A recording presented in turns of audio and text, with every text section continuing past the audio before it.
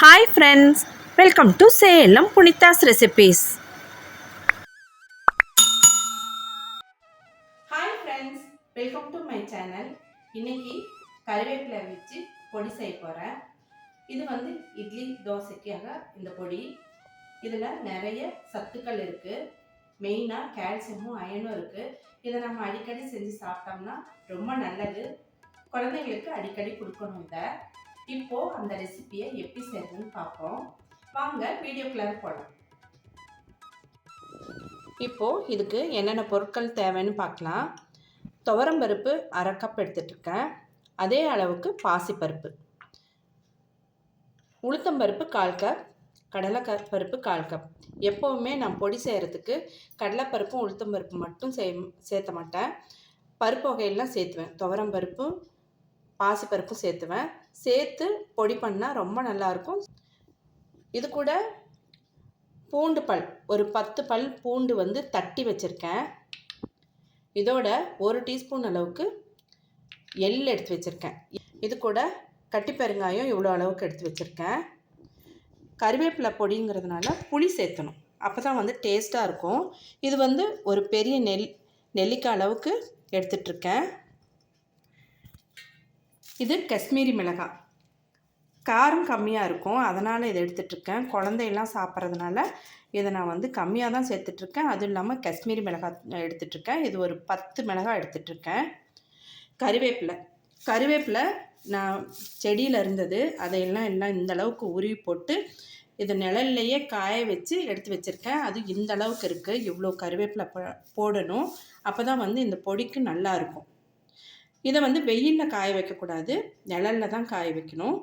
இப்போது நம்ம இதையெல்லாம் வறுத்துட்டு நம்ம பொடி பண்ணி வச்சுக்கலாம். இப்போது எப்படி வறுக்கிறதுன்னு பார்க்கலாம். எப்போவுமே வறுக்கிறதுக்கு அடிகனமான வாணலியாக இருக்கணும். இந்த மாதிரி திக்காக இருக்கணும். நம்ம எவர்சிலர்லாம் போட்டு வரணும், சீக்கிரமாக கருகிடும்.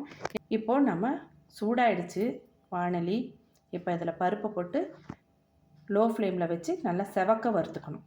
ஆயிடுச்சு வாணலி. இப்போ இதில் பருப்பை போட்டு லோ ஃப்ளேமில் வச்சு நல்லா செவக்க வறுத்துக்கணும்.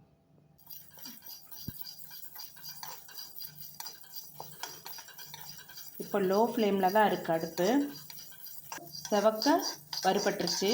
இப்போ நம்ம எடுத்து ஒரு பேப்பரில் கொட்டிடலாம். இப்போது இந்த மாதிரி பரப்பி விட்டு ஆற விட்டுக்கலாம். இப்போது பாசிப்பருப்பு சேர்த்து வறுத்துக்கலாம். நல்லா செவந்துருச்சு. இப்போ இதை எடுத்து பேப்பரில் கொட்டிடலாம்.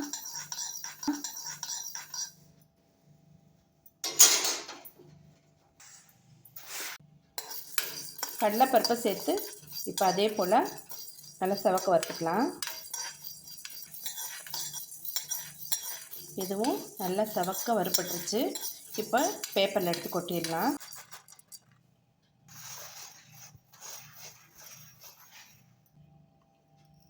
இப்போது உளுத்தம்பருப்பை சேர்த்துக்கலாம்.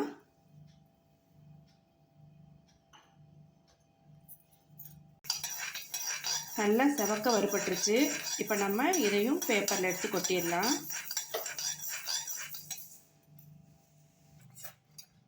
ஒரு டீஸ்பூன் அளவுக்கு எள்ளு சேர்த்துட்ருக்கேன்.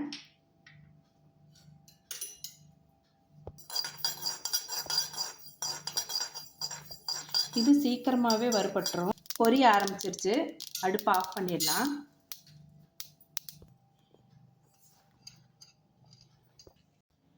இப்போது ஒரு 1/4 டீஸ்பூன் எண்ணெய் சேர்த்துட்டு அதில் பெருங்காயம், வரமிளகாய், பூண்டு இதெல்லாம் தனித்தனியாக வறுத்துக்கலாம்.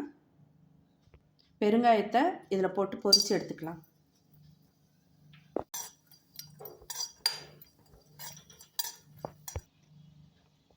பாருங்கள், நல்லா பொரிஞ்சிருச்சுங்க. இந்த மாதிரி ஒயிட்டான எடுத்துடலாம். இப்போ எடுத்தாச்சு. இப்போது 1/4 டீஸ்பூன் எண்ணெய் சேர்த்துட்ருக்கேன். அதில் இந்த பூண்டை போட்டு நல்லா செவக்கிற அளவுக்கு வறுத்துட்டு எடுத்துக்கலாம். கறிவேப்பிலை பொடிக்கு பூண்டு போட்டு எள்ளு போட்டு வறுத்துட்டு நம்ம அதோடு சேர்த்து நம்ம அரைச்சா நல்ல வாசமாக இருக்கும். டேஸ்ட்டும் ரொம்ப நல்லாயிருக்கும்.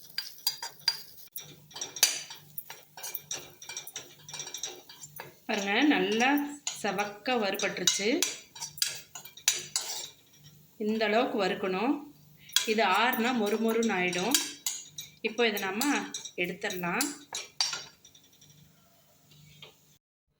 இப்போது இதில் 2 ட்ராப் மட்டும் எண்ணெய் சேர்த்துட்ருக்கேன். இதில் மிளகாய் போட்டு வறுத்துக்கலாம். சிம்லேயே வச்சு வறுக்கணும். லைட்டாக பஃப்னு ஆனால் போதும், நம்ம எடுத்துடலாம். இப்போ பஃப்னு ஆயிடுச்சு. இப்போ எடுத்துடலாம். நம்ம மிளகாய் ஆறுனா நல்லா கிறிஸ்பியாக ஆகிடும். மொறுன்னு வறுத்துக்கலாம்.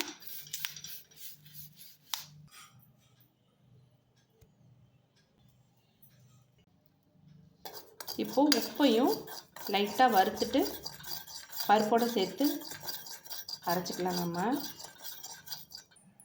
மிக்ஸி ஜாரில் சேர்த்தியாச்சு. இது கூட இந்த புளியும் சேர்த்தாச்சு. இதை வந்து கரகரப்பாக அரைச்சிக்கலாம். பாருங்கள், இந்த அளவுக்கு கரகரப்பாக அரைச்சா போதும். சூப்பராக இருக்கும் டேஸ்ட்டு. இதை அடிக்கடி நான் வந்து செஞ்சு கொடுக்குறேன். இது மாதிரியும் செய்யலாம். நம்ம கடலைப்பருப்பு உளுத்தம்பருப்பு சேர்த்தாம இதை பண்ணால் நம்ம சாதத்தோடையும் பிசைஞ்சு சாப்பிட்டா அவ்வளோ டேஸ்ட்டாக இருக்கும். ஒரு கப்பில் 2 டேபிள் ஸ்பூன் அளவுக்கு கருவேப்பிலை பொடி சேர்த்துட்ருக்கேன். இதில் வந்து நம்ம நல்லெண்ணெயோ இல்லை நெய்யோ விருப்பத்துக்கு தந்தது நல்லெண்ணெய் சேர்த்து நல்லா மிக்ஸ் பண்ணியாச்சுங்க.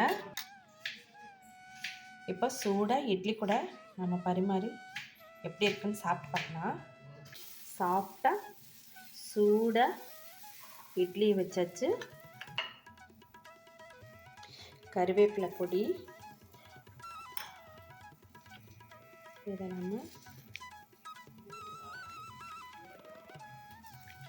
தொட்டுக்கலாம். கருவேப்பிலை பொடி சூப்பராக ஸ்மெல் வருதுங்க. இப்போ இப்படியே சாப்பிட்டு பார்க்கலாம். ரொம்பவே சூப்பராக இருக்குங்க. நீங்களும் இதே அளவுகளில் செஞ்சு பாருங்கள், ரொம்ப நல்லா வரும். இந்த வீடியோ உங்களுக்கு ரொம்ப யூஸ்ஃபுல்லாக இருந்திருக்குன்னு நினைக்கிறேன். இந்த வீடியோ உங்களுக்கு பிடிச்சிருந்தா ஒரு லைக் கொடுங்க. சப்ஸ்கிரைப் பண்ணாதவங்க சப்ஸ்கிரைப் பண்ணுங்கள். இதே மாதிரி ஒரு யூஸ்ஃபுல்லான வீடியோவில் மீட் பண்ணலாம். தேங்க்யூ ஃபார் வாட்சிங்.